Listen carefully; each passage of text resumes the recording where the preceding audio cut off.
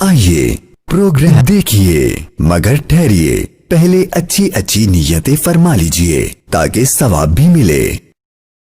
فرمان مصطفیٰ صلی اللہ علیہ وآلہ وسلم، نیت المؤمنی خیر من عملی، مومن کی نیت اس کے عمل سے بہتر ہے۔ اللہ کی رضا پانے اور ثواب کمانے کی غرض سے پروگرام دیکھنے سے پہلے اچھی اچھی نیتیں فرما لیجئے۔ اللہ کی رضا کی خاطر علم دین حاصل کروں گا، سیکھ کر دوسروں تک نیکی کی دعوت پہنچاؤں گا، خاص باتیں لکھوں گا، اول تا آخر دیکھوں گا۔ السلام علیکم ورحمۃ اللہ تعالی وبرکاتہ۔ الحمد للہ رب العالمین، وانزل الفرقان مصدقا لما بین یدیہ ہدی وبشری للمتقین، قرآنا عربیا غیر ذی عوج موعظۃ وذکری للمؤمنین، والصلاة والسلام على سید الاولین والآخرین الطاہرین المصدقین الانبیاء والمرسلین، وعلى آلہ واصحابہ وذریتہ وامتہ اجمعین۔ فاعوذ باللہ من الشیطان الرجیم، بسم اللہ الرحمن الرحیم۔ الصلاة والسلام علیک یا رسول اللہ، الصلاة والسلام علیک یا حبیب اللہ، الصلاة والسلام علیک یا نبی اللہ، الصلاة والسلام علیک یا نور اللہ۔ وَإِذْ قَالَ رَبُّكَ لِلْمَلَائِكَةِ إِنِّي جَاعِلٌ فِي الْأَرْضِ خَلِيفَةً قَالُوا أَتَجْعَلُ فِيهَا مَن يُفْسِدُ فِيهَا وَيَسْفِكُ الدِّمَاءَ وَنَحْنُ نُسَبِّحُ بِحَمْدِكَ وَنُقَدِّسُ لَكَ قَالَ إِنِّي أَعْلَمُ مَا لَا تَعْلَمُونَ۔ ترجمہ کنز العرفان۔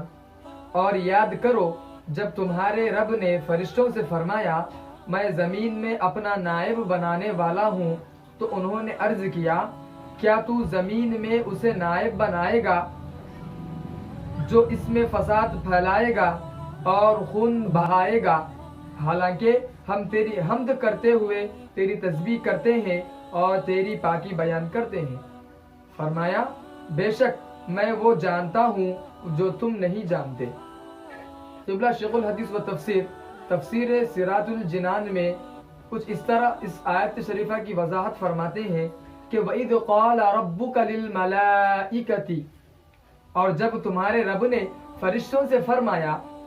حضرت آدم علیہ السلام اور فرشتوں کے واقعات پر ضمنی تبصرے سے پہلے ایک مرتبہ آیت کی روشنی میں واقعہ ذہن نشین کر لے کہ واقعہ کا خلاصہ کچھ اس طرح سے ہے کہ اللہ تعالیٰ نے حضرت آدم علیہ السلام کی تخلیق سے پہلے فرشتوں سے فرمایا کہ میں زمین میں ایک خلیفہ بنانے والا ہوں۔ اس پر فرشتوں نے عرض کی اے اللہ عز و جل، کیا تو زمین میں اس کو نائب بنائے گا جو اس میں فساد پھیلائے گا اور خون بہائے گا، حالانکہ ہم ہر وقت تیری تسبیح و تمجید کرتے ہیں، یعنی تیری خلافت کے ہم ہی مستحق ہیں۔ تو اللہ تعالیٰ نے ارشاد فرمایا جو مجھے معلوم ہے وہ تمہیں معلوم نہیں۔ پھر اللہ تعالیٰ نے حضرت آدم علیہ السلام کی تخلیق کے بعد انہیں تمام چیزوں کے نام سکھا دیے اور پھر ان چیزوں کو فرشتوں کے سامنے پیش کر کے فرمایا کہ اگر تم اس بات میں سچے ہو کہ تم ہی خلافت کے مستحق ہو تو ان چیزوں کے نام بتاؤ۔ فرشتوں نے یہ سن کر عرض کی اے اللہ عز و جل، ہمیں تو صرف اتنا علم ہے جتنا تو نے ہمیں سکھایا، ساری علم و حکمت تو تیرے پاس ہے۔ پھر اللہ تعالیٰ نے حضرت آدم علیہ السلام سے فرمایا اے آدم تم انہیں ان تمام اشیاء کے نام بتا دو۔ جب حضرت آدم علیہ السلام نے انہیں ان اشیاء کے نام بتا دیے تو اللہ تعالیٰ نے فرمایا اے فرشتوں، کیا میں نے تمہیں نہ کہا تھا کہ میں آسمانوں اور زمین کی تمام چھپی چیزیں جانتا ہوں اور میں تمہاری ظاہری اور پوشیدہ باتوں کو جانتا ہوں۔ تو ناظرین اور ہمارے چینل کے سامعین، آج یہ ہماری تیسری قسط ہے۔ گزشتہ دو قسطوں میں ہم نے وجود باری تعالیٰ کے تعلق سے کچھ سننے اور سمجھنے کی کوشش کی تھی. اب ہم انشاءاللہ حضرت آدم علیہ السلام کی پاکیزہ زندگی پر کچھ روشنی ڈالنے کی کوشش کریں گے. چونکہ آپ سب سے پہلے نبی ہے تو ہمیں جاننا چاہیے کہ نبی کہتے کسے ہیں اور رسول کہتے کسے ہیں.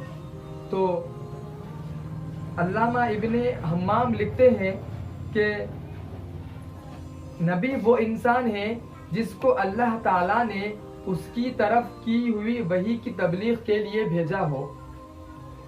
بہار شریعت میں رسول اور نبی کی تعریف کچھ اس طرح سے نقل کی گئی ہے کہ نبی اس بشر کو کہتے ہیں جسے اللہ تعالیٰ نے ہدایت کے لیے وحی بھیجی ہو، اور رسول بشری کے ساتھ خاص نہیں بلکہ ملائکہ کے بھی رسول ہیں. تو اس بات کی وضاحت کچھ اس طرح سے ہے کہ رسول جو ہوتے ہیں وہ صرف انسانوں کے لیے خاص نہیں ہیں بلکہ ہمارے اور آپ کے پیارے آقا صلی اللہ تعالی علیہ وسلم صرف انسانوں کے لیے نبی بن کر نہیں بلکہ آپ درختوں کے لیے نبی بن کر آئے، آپ فرشتوں کے لیے نبی بن کر آئے، آپ جنات کے لیے نبی بن کر آئے، آپ پہاڑوں کے لیے نبی بن کر آئے. اسی طرح نبی کی رسالت صرف انسانوں کے لیے خاص نہیں بلکہ تمام اللہ تعالیٰ نے جتنی مخلوقات کو پیدا کیا ہے وہ ان سب کے لیے آپ رسول ہیں، نبی ہیں. اور ہر رسول نبی ہو سکتا ہے لیکن ہر نبی رسول نہیں ہو سکتا، کیونکہ رسول کا مرتبہ نبی سے بڑا ہے. تبھی تو اللہ تعالیٰ نے قرآن مجید فرقان حمید میں ارشاد فرمایا تِلْكَ الرُّسُلُ فَضَّلْنَا بَعْضَهُمْ عَلَى بَعْضٍ مِّنْهُمْ مَا كَلَّمَ اللَّهُ وَرَفَعَ بَعْضَهُمْ دَرَجَاتٍ. ہم نے بعضوں کو بعض پر فضیلت عطا فرمائی ہے. تو آئیے سامعین اور ہمارے چینل اللہ والوں کی محفل کے ناظرین، اب تک ہم نے نبی کی لفظی اور اصطلاحی معنی پر کچھ روشنی ڈالی ہے. تو چونکہ ہمارا آج کا موضوع حضرت آدم علیہ السلام ہے تو لفظ آدم کی تحقیق علامہ جلال الدین سیوطی علیہ رحمت القوی کچھ اس طرح سے نقل فرماتے ہیں کہ آپ امام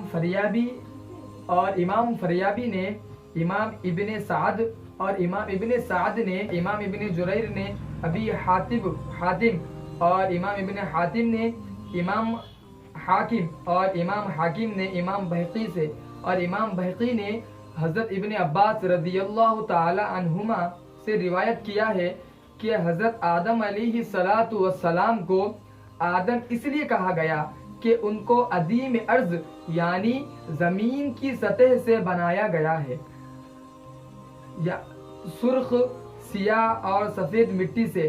اس طرح لوگوں کے رنگ بھی مختلف ہوتے ہیں.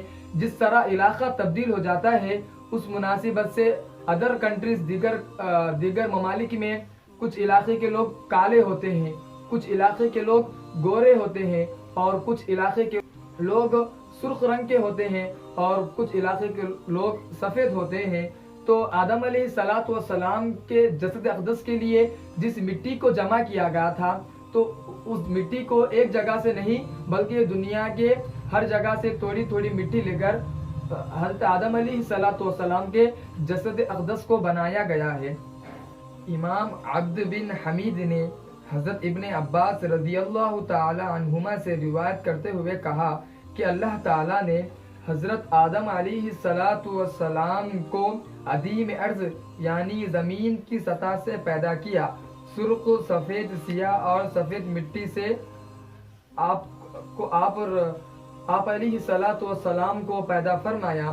تو اس میں پاک لوگ بھی موجود ہیں، نجیس لوگ بھی موجود ہیں. اس طرح ہر قسم کی مٹی سے اللہ تعالیٰ نے پیدا فرمایا.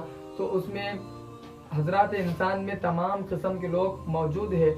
تو جب حضرت آدم علیہ السلام کے جسد اقدس کو بنا دیا گیا تو خداوند کریم نے فرشتوں میں جب یہ اعلان فرمایا کہ میں زمین میں اپنا ایک خلیفہ بنانے والا ہوں تو شیطان لعین نے اس بات کا بہت برا مانا اور اپنے جی میں حسد کی آگ میں جلنے لگا.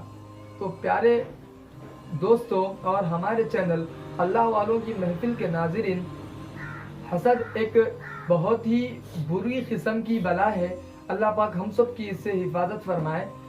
حسد، حدیث پاک کا مفہوم ہے کہ حسد لوگوں کی نیکیوں کو اس طرح کھا جاتا ہے کہ جس طرح سوکھی لکڑیوں کو آگ کھا جاتی ہے۔ تو ہمیں چاہیے کہ حسد سے بچے۔ حسد جب بندے کو اللہ کی طرف سے نعمت ملتی ہے تو ہمیں یہ گمان کرنا چاہیے کہ اللہ تبارک و تعالیٰ اسے اس نعمت کا مستحق سمجھتا ہے، تو اللہ تعالیٰ نے اس کو اس نعمت سے سرفراز فرمایا۔ میں اس کے ابھی قابل نہیں ہوں، انشاءاللہ میں بھی کوشش کروں گا، اس کے قابل بنوں گا، تو اللہ پاک بھی مجھے، اللہ کی ذات سے پوری امید ہے کہ وہ نعمت بھی مجھے ضرور عطا فرمائے گا۔ تو ہم کسی سے حسد نہیں، ہمیں چاہیے کہ ہم کسی سے بھی حسد نہ کریں، اللہ کی رضا پر راضی رہیں۔ تو بہرحال ناظرین، کہنے کا مطلب یہ ہے کہ شیطان جی میں حسد کرنے لگا اور حسد کی آگ میں جلنے لگا۔ چنانچہ جب خدا نے حضرت آدم علیہ السلام کو پیدا فرما کر فرشتوں کو حکم دیا کہ میرے خلیفہ کے آگے سجدہ میں جھک جاؤ، تو سب کے سب سجدے میں جھک گئے، مگر شیطان لعین اکڑا رہا اور نہ جھکا۔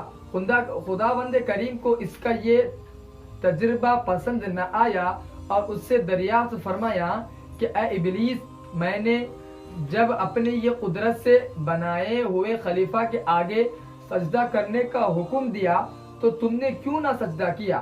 شیطان نے جواب دیا، میں آدم سے اچھا ہوں، اس لیے کہ میں آگ سے بنا ہوا ہوں اور وہ مٹی سے بنا ہے، معاذ اللہ ثم معاذ اللہ، پھر میں ایک بشر کو سجدہ کیوں کرتا؟ خدا تعالیٰ نے اس کا یہ تکبرانہ جواب سنا تو فرمایا، مردود، نکل جا میری بارگاہ رحمت سے، جا تو قیامت تک کے لیے مردود اور ملعون قرار دیا ہے۔ تو خدا کے رسول اور اس کے مقبولوں کی عزت و تعظیم کرنے سے خدا خوش ہوتا ہے، اور ان کو اپنی مثل بشر سمجھ کر ان کی تعظیم سے انکار کر دینا فعل شیطان ہے، اور ایک پیغمبر کو خدا سے پہلے تحقیراً بشر کہنے والا شیطان ہی ہے۔ سامعین اور ہمارے چینل اللہ والوں کی محفل کے ناظرین، اسی ضمن میں ایک چھوٹی سی حکایت آپ کے گوشے گزار ہے، سماعت فرمائیں کہ خدا نے جب حضرت آدم علیہ السلام کا پتلہ مبارک تیار فرمایا تو فرشتے حضرت آدم علیہ السلام کے اس پتلے مبارک کی زیارت کرتے تھے، یعنی اس کو دیکھ کر اپنی آنکھوں کو ٹھنڈا کرتے تھے، مگر شیطان لعین حسد کی آگ میں جل بھن گیا، اور ایک مرتبہ اس مردود نے بغض و کینے میں آ کر حضرت آدم علیہ السلام کے پتلے مبارک پر تھوک دیا۔ یہ تھوک حضرت آدم علیہ السلام کی ناف مبارک کے مقام پر پڑی۔ خدا تعالیٰ نے حضرت جبریل علیہ السلام کو حکم دیا کہ اس جگہ سے اتنی مٹی کو نکال دو اور اس مٹی کا کتا بنا دو۔ چنانچہ اس شیطانی تھوک سے ملی ہوئی مٹی کا کتا بنا دیا گیا۔ یہ کتا آدمی سے مانوس یعنی انسیت محبت اس لیے رکھتا ہے کہ مٹی حضرت آدم علیہ السلام کی ہے، اور پلید اس لیے ہے کہ تھوک شیطان کی وجہ سے اس کو پلید کہا گیا ہے، اور رات کو جاگتا اس لیے ہے کہ ہاتھ اسے جبریل کے لگے ہیں۔ تو ناظرین اور سامعین اور ہمارے چینل اللہ والوں کی محفل کے ناظرین، اس واقعے سے ہمیں کیا سبق ملتا ہے؟ شیطان کے تھوک نے حضرت آدم علیہ السلام کا کچھ نہیں بگاڑا، اور بے شک وہ چاہ کر بھی کچھ نہیں بگاڑ سکتا تھا، کیونکہ نبی اور رسول اللہ کے مقبول اور بہت ہی خاص بندے ہوتے ہیں، مگر مقام ناف شکم کے لیے وجہ زینت بن گیا۔ اسی طرح اللہ والوں کی بارگاہ میں گستاخی کرنے سے ان اللہ والوں کا کچھ نہیں بگڑتا، بلکہ ان کی شان اور بھی چمکتی ہے، اور یہ بھی معلوم ہوا کہ اللہ والوں کو حسد اور حقارت کی نظر کی نگاہ سے دیکھنا بھی ایک شیطانی کام ہے. تو اللہ پاک کی بارگاہ میں دعا ہے کہ اللہ پاک ان شیطانی امور سے میری آپ کی تمام امت مسلمہ کی حفاظت فرمائے. تو ناظرین اپنے میزبان کو اجازت دیجیے اور اپنا خوب سارا خیال رکھیں. ہمارے چینل کو سبسکرائب کریں, ہمارے ویڈیو کو لائک کمنٹ شیئر کر ہم سب کی ہمت افزائی فرمائیں. تب تک کے لیے ہمیں دیجیے اجازت. مع السلامہ فی امان اللہ. دین اسلام پر مجھے یا رب استقامت تو مرحمت فرما.